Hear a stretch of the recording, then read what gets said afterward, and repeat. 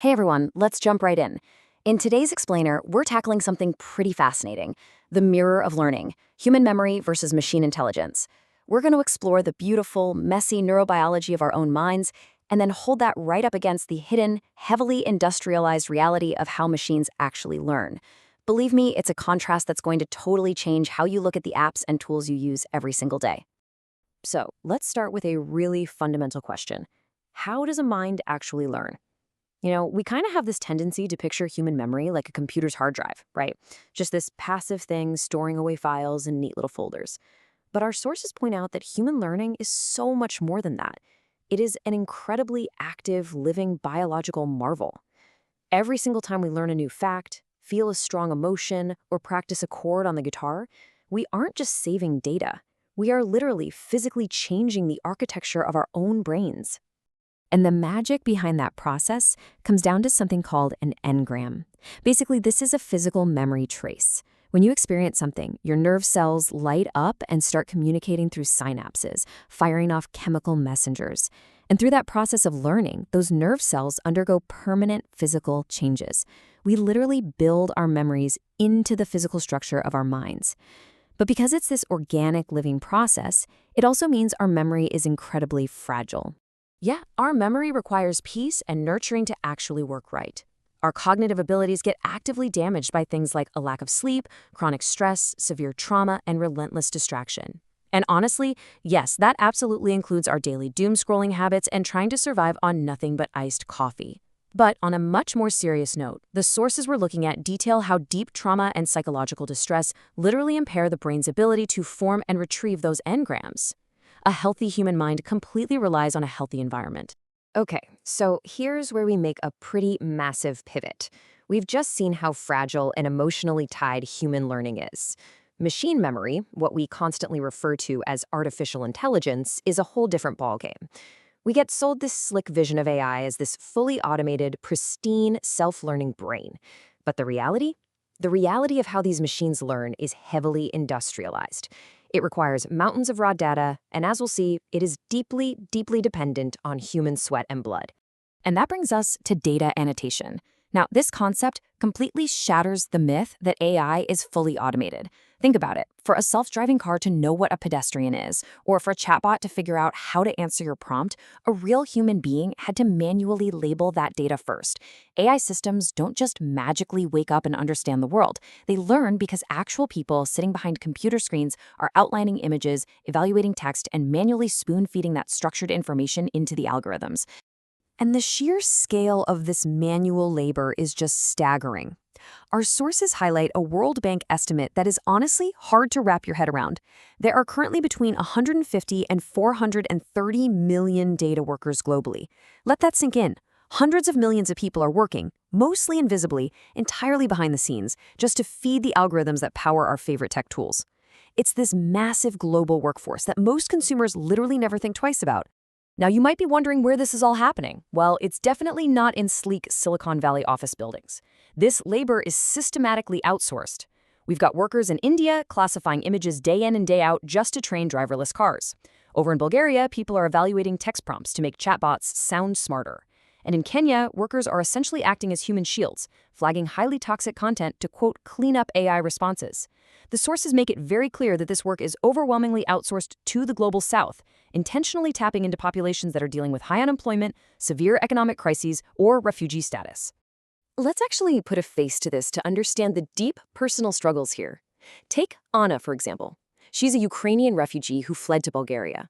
She explains that evaluating responses for these AI chatbots pays her roughly 83 cents a task. So if she completes her 12 tasks, she's making just $9 a day. $9. She points out that she has to take on a second job just to scrape by, saying she's simply fighting for her daughter to live a good life.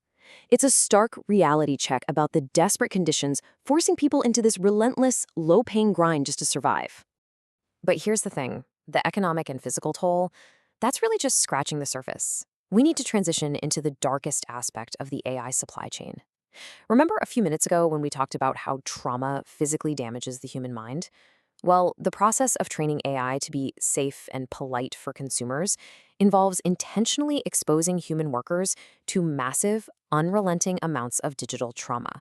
Just listen to what Fine Makera, a data worker in Kenya, went through.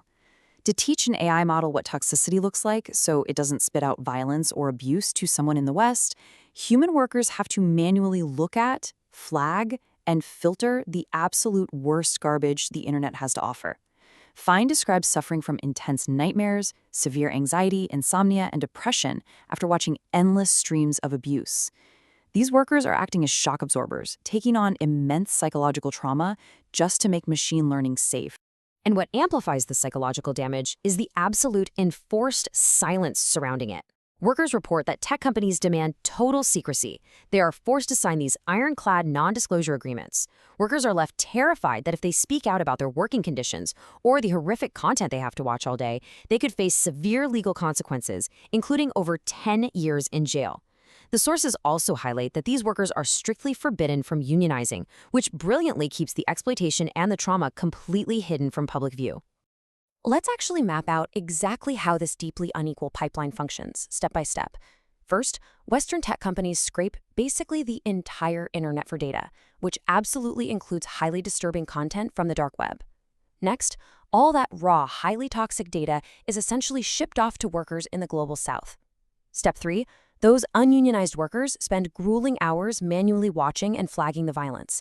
And then finally, the newly cleaned AI product is imported back and sold to Western consumers as this pristine, magical, intelligent tool. It is absolutely crucial to hear how the workers themselves view this dynamic. One worker pointed out the glaring unfairness. They're the ones doing the traumatizing, soul-crushing work to build software worth billions, but they see exactly zero of those profits. In fact, our sources report that many observers and workers in places like Kenya describe this whole relationship as a modern continuation of colonialism. It's a system where the global South is utilized for cheap labor and toxic waste disposal, also the global North can enjoy a shiny, polished end product. So you have to ask, how do the executives building these systems morally justify this massive human and environmental toll? Well, our sources point straight to a cluster of ideologies incredibly popular in Silicon Valley right now, collectively known as TESCREAL. This umbrella includes things like transhumanism, long-termism, and techno-utopianism. Basically, these are belief systems that are intensely, almost exclusively, focused on creating a vastly superior, multi-galactic human civilization thousands of years in the future. And researchers analyzing these Silicon Valley ideologies have noticed a really stark ethical conflict here. Because if you're a proponent of long-termism, you often view the current, very real suffering of global South data workers as just mathematically insignificant. The logic goes, if your AI will eventually unlock a utopian paradise for trillions of hypothetical future humans, then the trauma, the poverty wages, and the exploitation happening right now are basically dismissed as a molecule and a drop in the ocean. According to the sources, it's a philosophical framework heavily used to morally justify present-day harm. The contrast here really couldn't be starker, could it? On one hand, you have the utopian promise, tech executives promising a future where AI magically solves climate change, cures all diseases, and elevates human existence. But on the other hand, you have the grim supply chain reality, a reality that is entirely built on the backs of ununionized labor, depleted environmental resources to run massive data centers, and widespread psychological trauma among desperate workers who are earning literal pennies a task. Which brings us to our final and arguably most important thought. We started this explainer by marveling at the human mind, how it forms engrams, how it desperately requires care, and how it completely breaks down under trauma. And yet, to build our artificial minds, we are actively subjecting millions of human minds to the exact stressors, the trauma, the anxiety, the exhaustion that destroy them. So are we sacrificing human minds to build artificial ones? It is definitely a question you should keep in your own mind the next time you boot up an AI tool. Thanks so much for joining me for this explainer, and remember to always keep asking the hard questions.